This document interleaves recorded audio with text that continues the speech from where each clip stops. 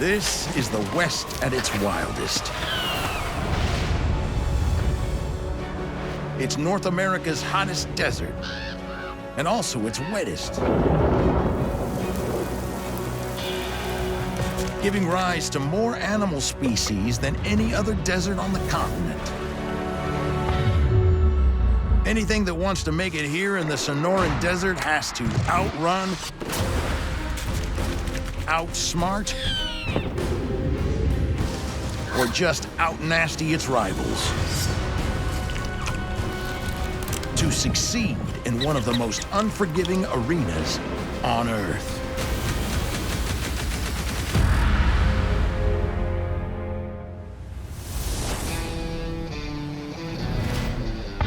Morning breaks over a landscape of cactus and baked earth. The creatures of the Sonoran Desert are already stirring, looking to grab a bite before the heat of the day. One Sonoran icon likes breakfast on the run. The Roadrunner.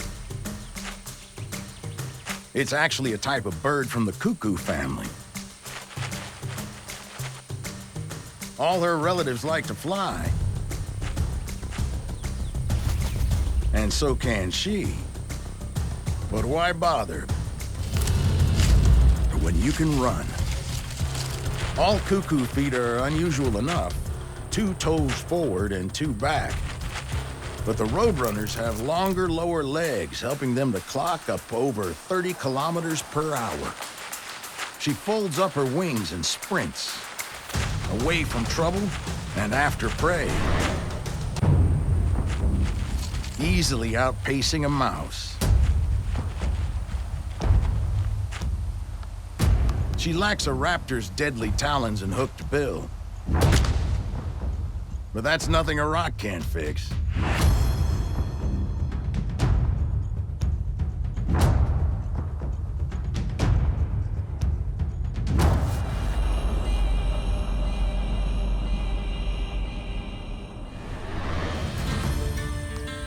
Grubs are a bit easier to deal with if you're a young'un just starting out. She's well adapted to desert temperatures. In fact, after a cool night, she needs the heat to power her up. She exposes a patch of dark skin on her back, which soaks up the sun nicely, charging up her motor for today's hunt. Above all this action is a young Harris's hawk straining at the leash. She's trapped in the thorny fortress of a giant saguaro, waiting impatiently for breakfast. The parents have their work cut out for them. In the pockets of scrub and cactus, there's food. But it's elusive. Rabbits, squirrels, even lizards are fair game. But hard to catch out in the open. Luckily, the hawk's parents have backup. Last year's chick is still living at home.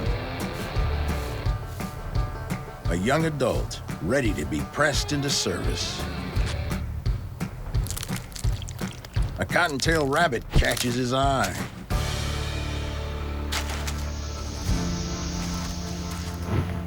Till it takes cover.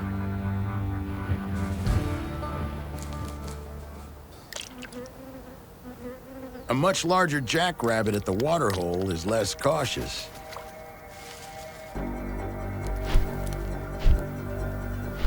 Mom and Dad get the cue.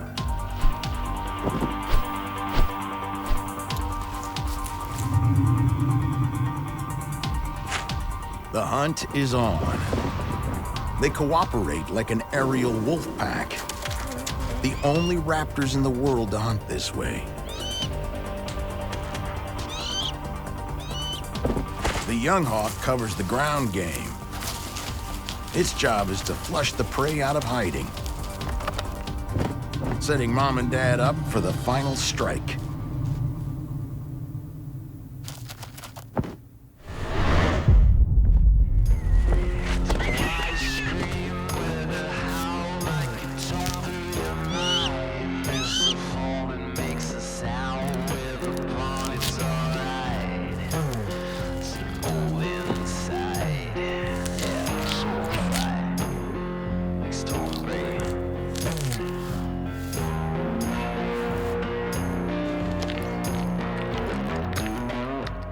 Mom grabs the lion's share and whisks it back to the nest, where the chicks are growing hungrier by the minute. The Hawk family are smart enough to make their homes in Sonoran's iconic green fortresses, the saguaro cacti. They can tower over 15 meters high. They're slow growing, meaning a cactus that big could have first sprouted when Lincoln was president. Some of the giant saguaro have extra arms that grow upwards toward the sun. Sharp frost may weaken the juncture of these arms, causing them to droop dramatically. In very rare cases, cacti mutate and grow unusual fan-shaped crests.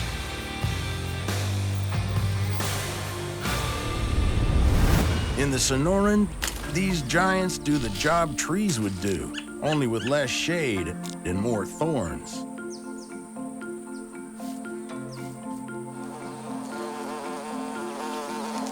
Animals use them for food, fruit, nectar, and bugs. The Gila woodpecker turns the saguaro cacti into an apartment complex. Some even with a view. Using their stiff tail feathers for stability, they hollow out a cavity.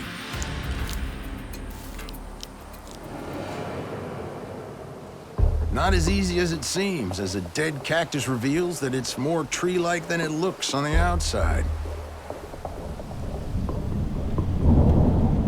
The cacti need this wooden scaffold. Whenever it rains, they suck up as much water as they can, sometimes swelling to almost 5,500 kilograms. Without this solid support, they'd topple over. The Gila woodpecker lets its creation dry out for a few months before moving in. By that time, the interior will be up to 8.5 degrees Celsius cooler than the outside. The perfect place to raise a family. Vacated Gila apartments are also home to the appropriately named elf owl, the world's smallest owl.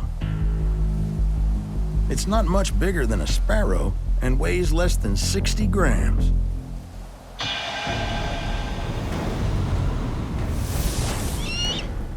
This incredible variety of animals result from the Sonoran's unique position. Being wrapped around the Gulf of California means it rains not just in winter, but sporadically in summer too, making it one of the most biologically diverse deserts on Earth. It has more than 96 species of reptiles that can't be found anywhere else.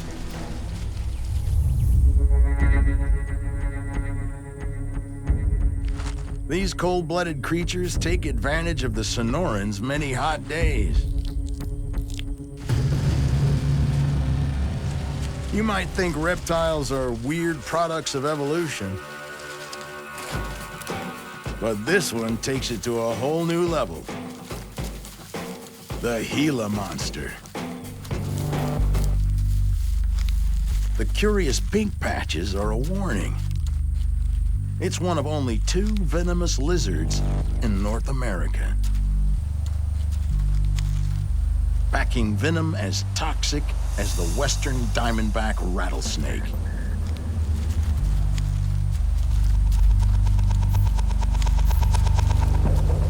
But unlike that snake, this weapon is only used for self-defense.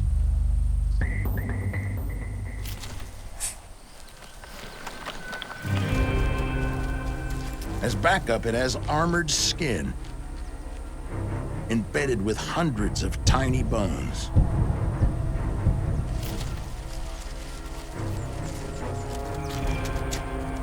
After putting all that effort into defense, it's a fairly relaxed hunter.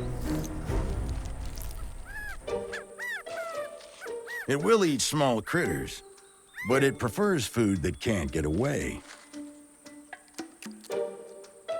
especially quail eggs. Another quail generation bites the dust. Luckily, the female lays about 10 to 12 eggs, and incubation only lasts 23 days.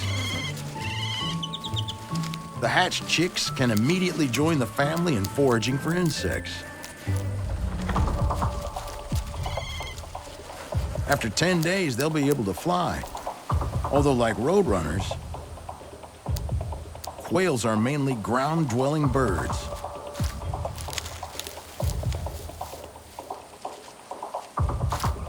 They like to live in large flocks for protection. In spring, they pair off for mating. And those guys with families will fight other males over the best foraging areas.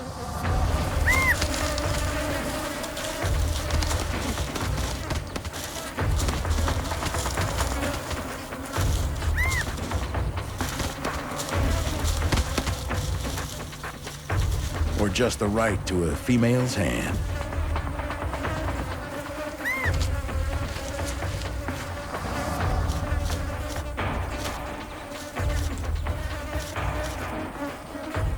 The males stand out by their very distinctive head plumes, called a top knot.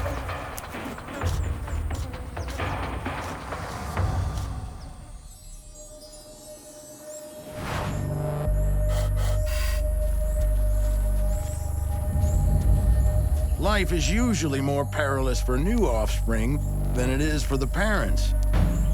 Usually. For some smaller creatures, things can get weird. For the male tarantula, mating is a dangerous game to be survived, not enjoyed. The king of the desert spiders is the fearsome tarantula.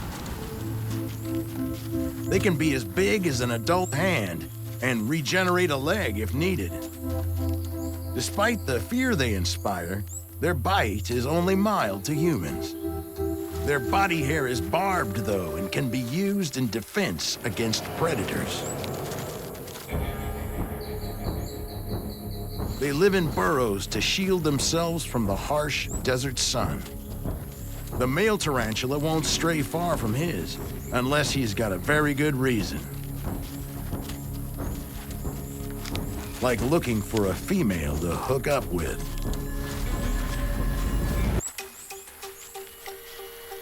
They say gentlemen prefer blondes. It's certainly true in a tarantula's case, as all females have blonde hair covering their entire bodies. Mating with 16 legs can be complicated. For the male, the danger begins with the first hello. He taps the ground to let her know he's a mate, not a meal. If she doesn't think he's up to much, she may even eat him now and look for another suitor's superior genes. Using short appendages near his mouth, called pedipalps, he tries to hand over a pre-packaged packet of sperm, while using his other legs to keep her fangs at bay.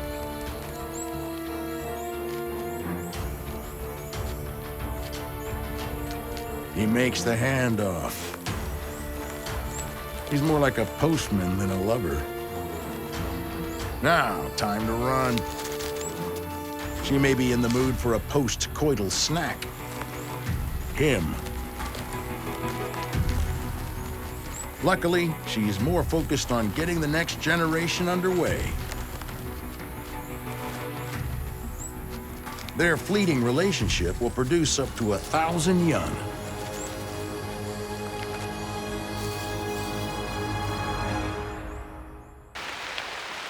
The Sonoran is known for being a bit wet, as deserts go, but there are still parts where rain seldom falls. Its northern reaches are nearly as dry as Death Valley. But even here, life persists. The Sidewinder snake. Its unique manner of travel is a way to keep as much of its body as possible off the scorching sand. One of its favored prey, the kangaroo rat, is hunkering down below the scorching surface. Despite being cooler here, it's so dry that it has to recycle water moisture from its own breath.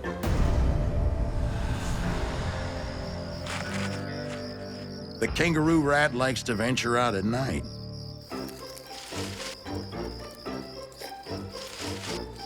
With no water around, she takes a sand bath to get clean. It's a bad moment to be distracted.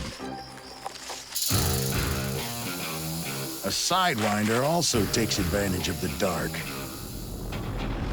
The kangaroo rat was named for obvious reasons. It pulls some of the best parkour in the desert. And makes it back to the burrow. But it no longer offers safe haven.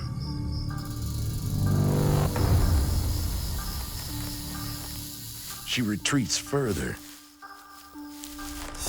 But she's been detected by a predator that can follow wherever she goes.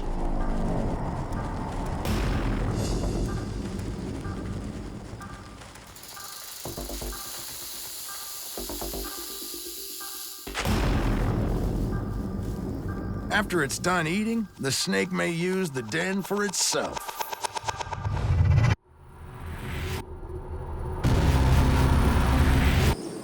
Being nocturnal may not guarantee safety, but at least it's a way to beat the desert heat. Night is also the time for the saguaro cactus to do something few plants do on Earth.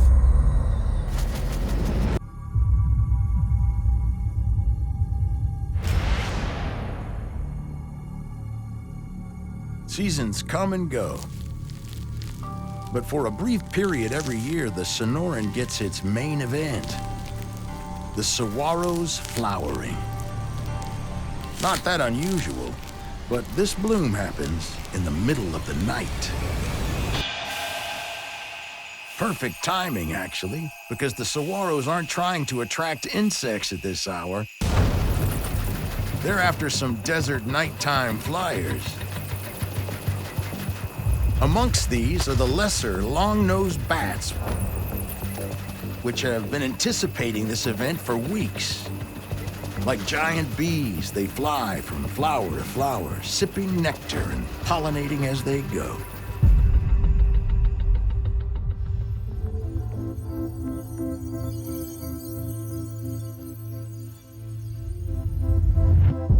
Each flower bloom only lasts 24 hours. Immediately, it starts the process of forming a fruit at its base.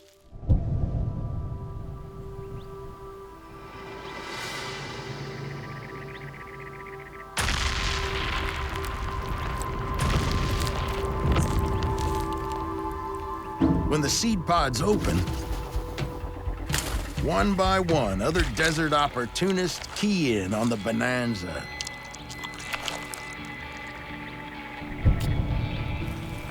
The saguaros and the other cacti provide important nutrients for all the desert animals. In return, they spread the seeds for the next generation of succulents.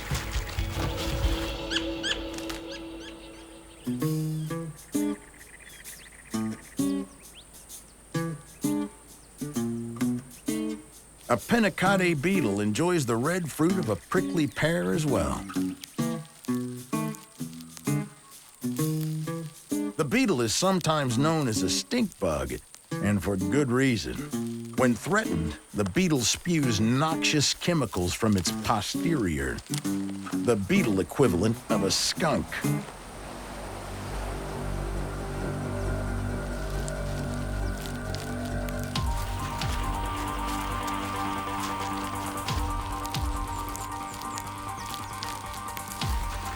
A tarantula passes by.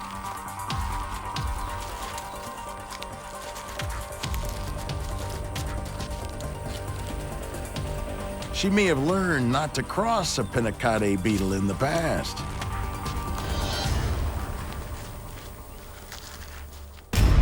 The large, flat leaves of a prickly pear are very nutritious to humans and animals, especially the desert hog, the javelina.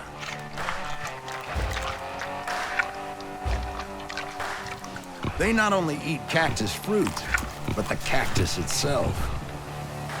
Since they evolved here, they have more complex stomachs than domestic pigs. The cactus's sharp spines pass through their system without doing any damage. The bonus is that the cactus contains precious water. That will keep them going until they make it to the next water hole. But tempers flare when water is scarce.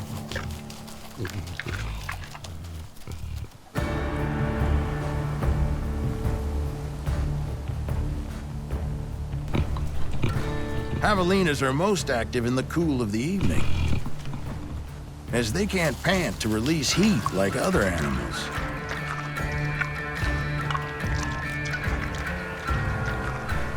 Their strong, musky odor makes it easy for them to find each other in the growing gloom.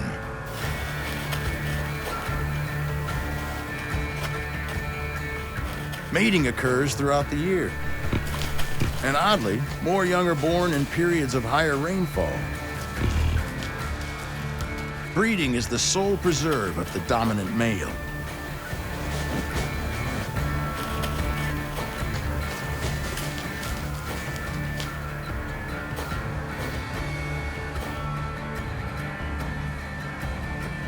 One to 3 young are born at a time. And birthing mothers retreat from the herd to prevent the young from being eaten.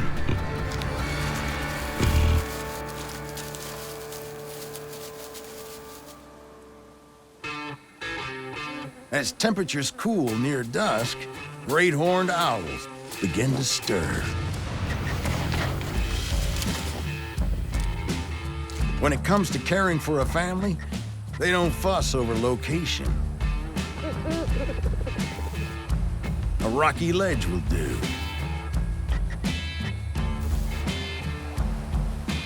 They'll spend tireless hours gathering food for the young ones.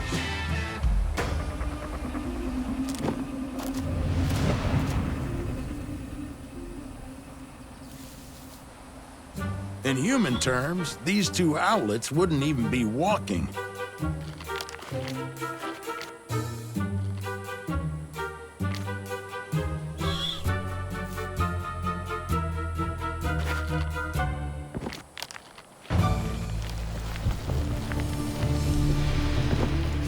Yet they've already begun some clumsy test flights.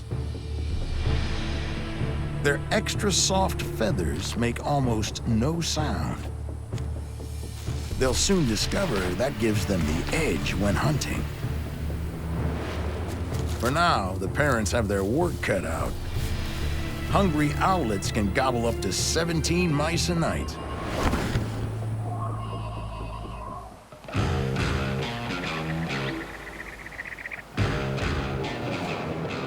Life in the Sonoran is full of surprises. It rains in the summer, sometimes violently, making it just wet enough to sustain a semi-arid version of the Midwestern grasslands. And with grasslands come the U.S.'s most iconic grass cutter, the prairie dog. Prairie dogs are, of course, not dogs at all, but are in fact closely related to ground squirrels. Old-timers named them for their dog-like bark. That's no simple yip. Scientists currently believe that prairie dogs have the most sophisticated vocal animal language ever decoded. They need it to warn each other. Because in the Sonoran, a lot of things like to eat them, including the badger.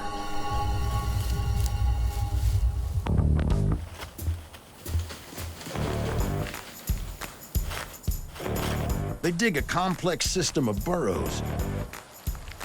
But most mornings, they have to leave to harvest grass. It's a risky time, so while one feeds, another will keep a lookout.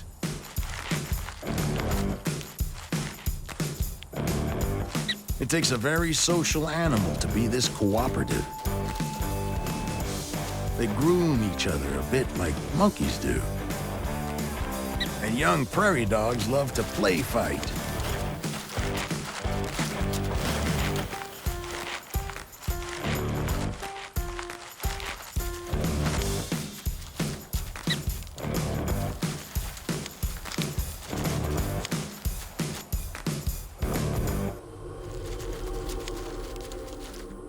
The center of prairie dog life is the family,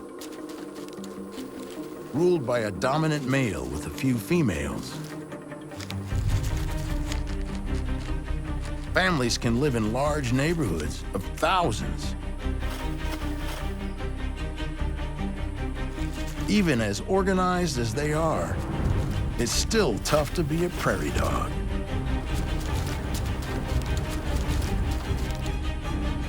Only half live past their first year.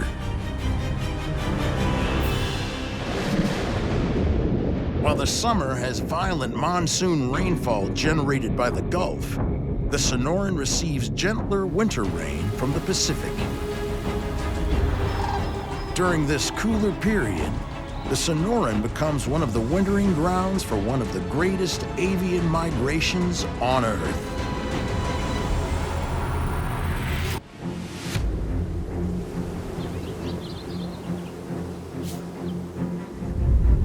From December through February, the Sonoran Desert basks in wintry sunshine and temperatures as high as the high 20s.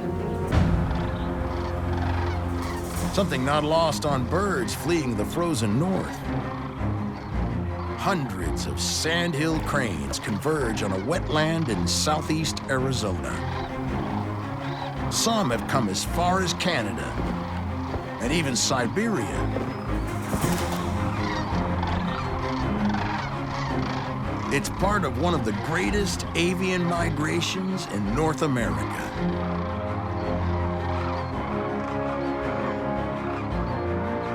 "600,000 cranes make their way south each year, and some birds choose the Sonoran for their winter vacation. They add a touch of majesty to the desert, gliding in on a wingspan of almost 2 meters, and standing nearly 1.5 meters tall. After such a long flight, the birds are in need of a good bath.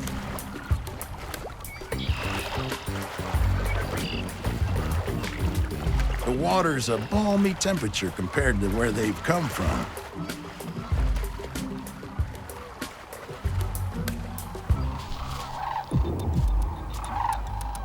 The distinctive red patch on their heads is actually bare skin. The red patch expands and contracts, meaning it's excited or stressed. The cranes pair off for life. Many of the arrivals are mated couples and raise one brood a year. They won't be nesting or raising chicks here, though. By spring, these snowbirds will fly north again. The upcoming Sonoran weather is too hot for their taste. On a good day, they can cover over 800 kilometers, soaring on thermal updrafts back home.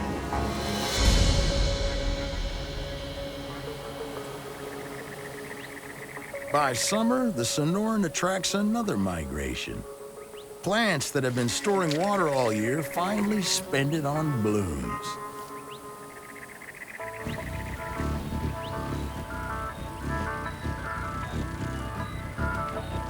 From every corner, hummingbirds appear to cash in on the bonanza of nectar.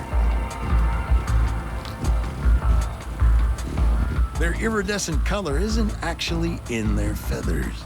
It comes by way of the feather's nanostructure, which reflects light.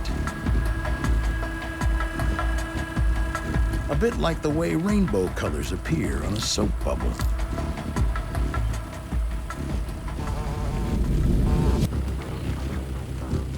Few shine brighter than the broad-billed hummingbird. They mostly live in Mexico, but when summer comes, many follow the blooms northward into Arizona.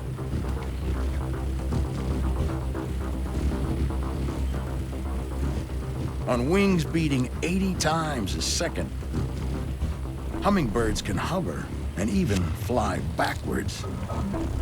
Such high performance comes at a cost.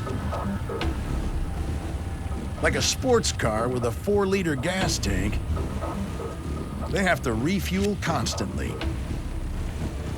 Every day, they can consume 70% of their body weight in nectar and tiny insects. And even then, they have no energy to spare.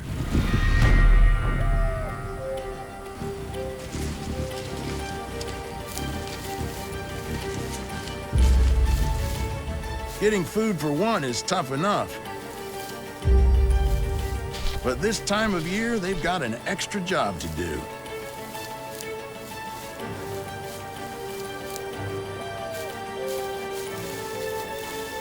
They build a nest out of grass and plant fiber, and then bind it together with spider silk.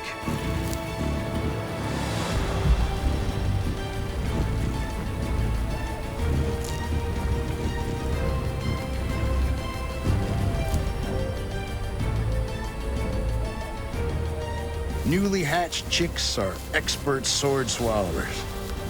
Their mother shoves her bill down their throats to regurgitate a slurry of nectar and bugs into their bellies.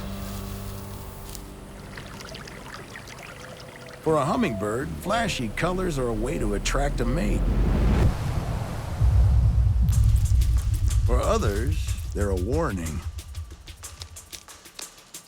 This may look idyllic, but there are some deadly creatures here.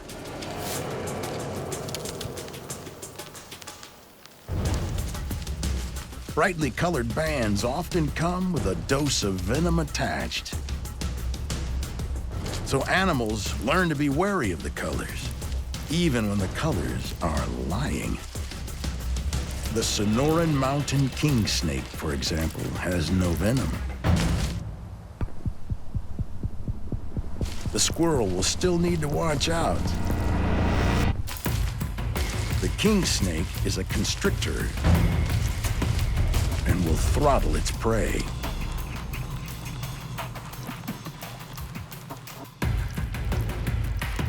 He's got his eye on a lizard. But a roadrunner's got there first.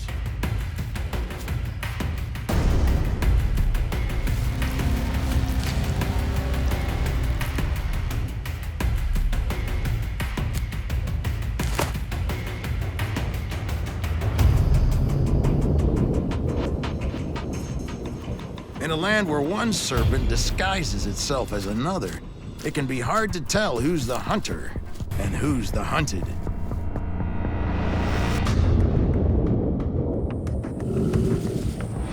Every day, the battle between predator and prey plays out. But in the Sonoran Desert, the plot can have unexpected twists. As dusk approaches, a western diamondback rattlesnake is on the hunt. In its sights, a plump roadrunner. Its venom could floor any creature here, but the snake seems to give itself away. That's because today, it's not the hunter, it's the prey.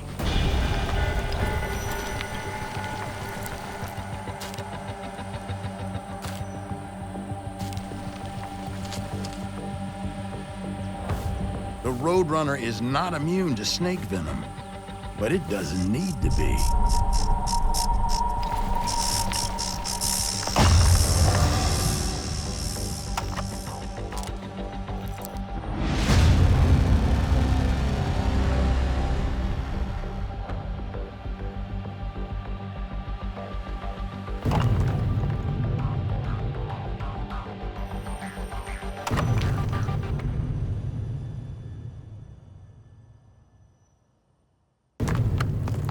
few good bashes on a rock and it's all over.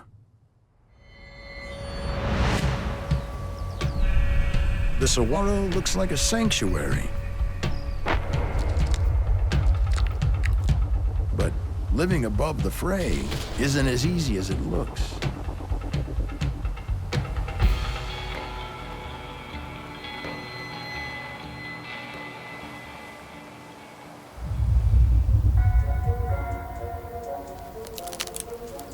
Learning to perch on sharp spines is a painful lesson. One of many for a young hawk. This fledgling is about to take the biggest step in its fast journey to adulthood. Flying. It's a dilemma.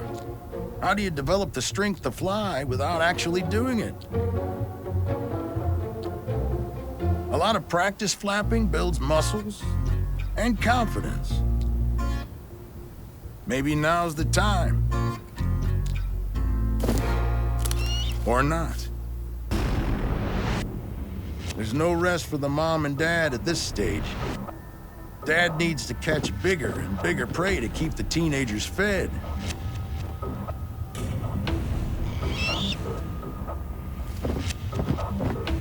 It's jackrabbit leg for lunch today. Keeping them fed is only half the battle. Keeping them safe is another. The chicks may look secure in their prickly tower, but a kidnapper lurks nearby. Amazingly, a great horned owl will snatch a chick right from the nest. Hawk parents have to stay vigilant, and if need be, a threatening flyby gets the point across.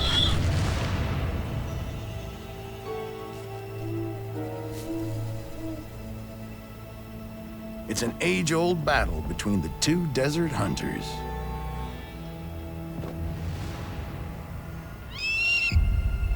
All this parental devotion does have a reward.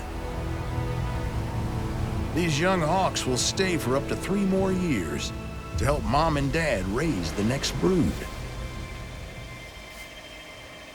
This one is nearly ready to be an apprentice hunter. The lure of a juicy jackrabbit may be enough to get him airborne.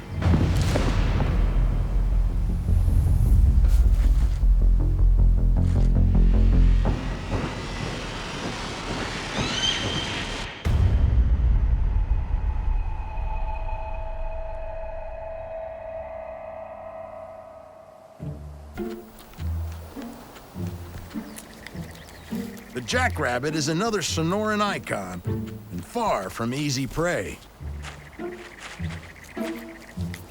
Mark Twain first dubbed them the jackass rabbit for their donkey-like ears. Actually, they're a type of hare.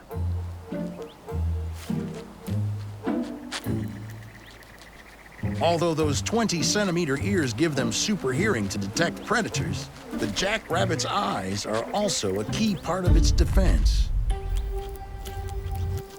They are placed high and far back enough to provide nearly a 360-degree view. They can spot a predator sneaking up from behind without even turning their heads.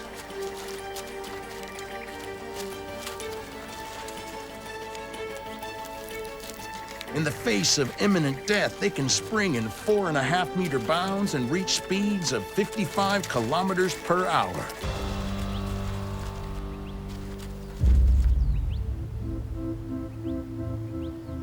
Those huge ears have one other crucial role.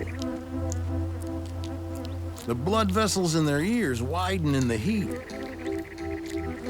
drawing warm blood from the body's core where it cools. They are an ingenious heat exchanger.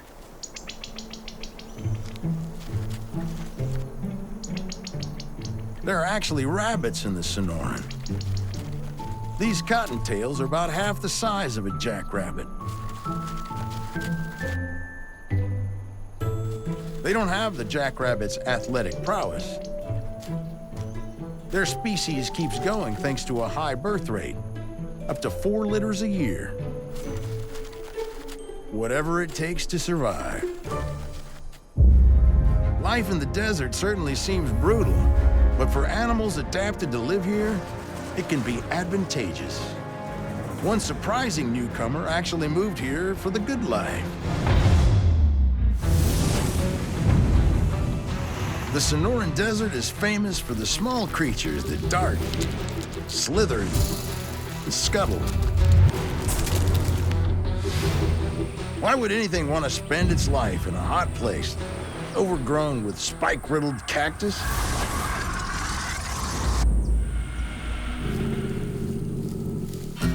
Actually, for solitary, adaptable hunters, this can be paradise.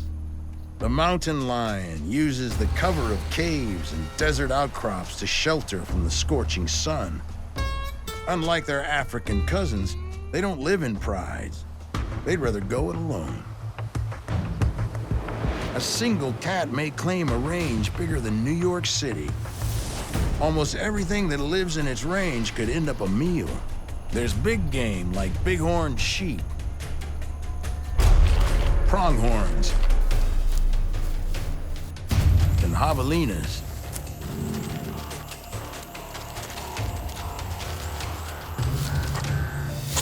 And he'll happily snack on smaller appetizers.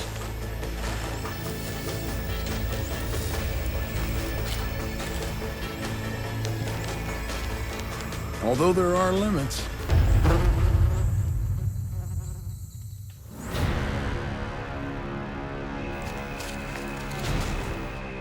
They are more active after dark and will cover as much as 40 kilometers in a single night looking for their favored prey. Deer.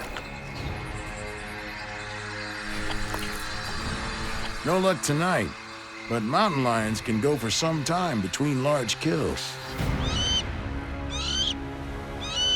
Daytime is left to the scavengers. When it's over 38 degrees Celsius, vultures soar on thermals, looking for any scraps that the cat left the night before. A waterhole offers a refreshing drink after a long night of hunting. But like most big cats, the mountain lion will avoid immersing itself in the pool, but can swim when necessary.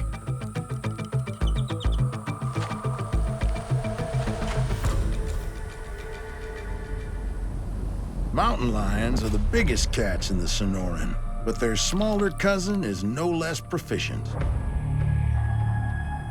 Bobcats are only about twice the size of the domestic cat, and named for their stubby tail.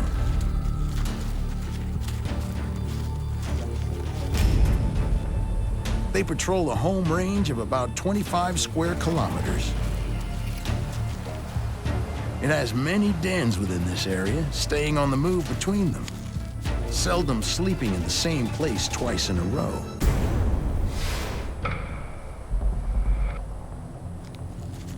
Perhaps to maintain the element of surprise.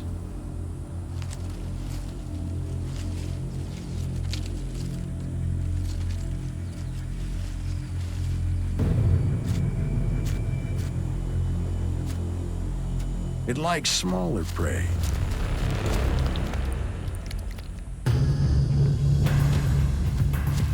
Including birds.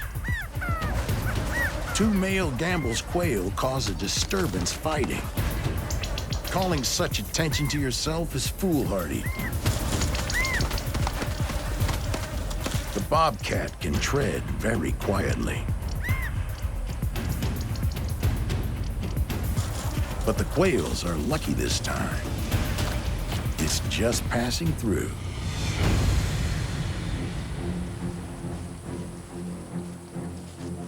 The bobcat is able to earn a living in all the different niches the Sonoran Desert offers.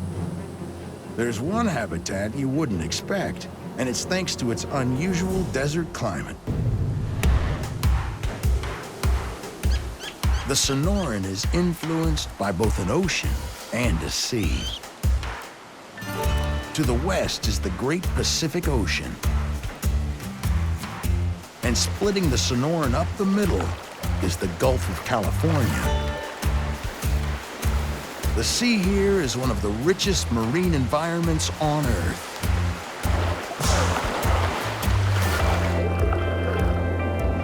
Home to exotic seabirds, as well as a playground for marine mammals, some fast, some slow, and some giant.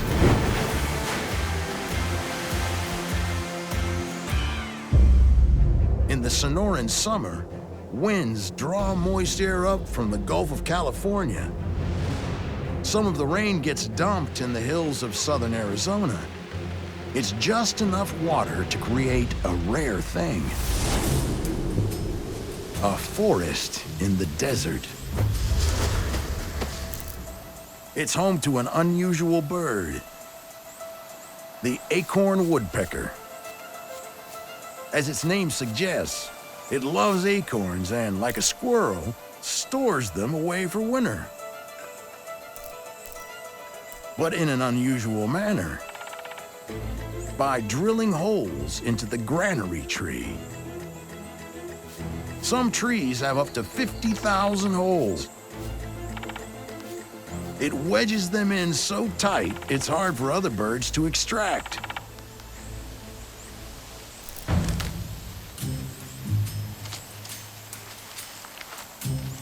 A white-tailed deer is one of the most abundant animals in North America.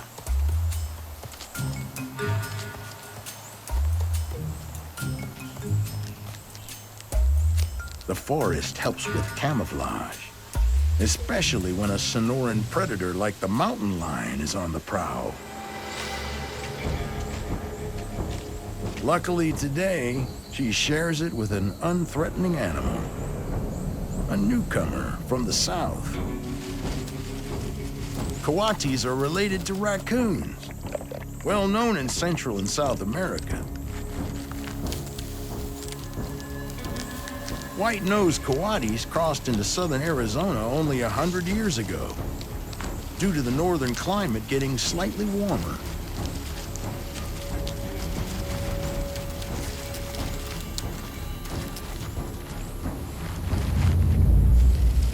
They're at home in the trees. Nimble paws and strong claws help them climb with almost primate-like skill. But unlike raccoons, coatis are active during the daylight hours, most of which they spend sniffing out food. Their long snouts are covered in tough gristle, great for foraging. And they'll eat just about anything: lizards, insects, fruit, and nuts. The coati may be a newcomer, but the Sonoran's unique environment makes such diversification possible.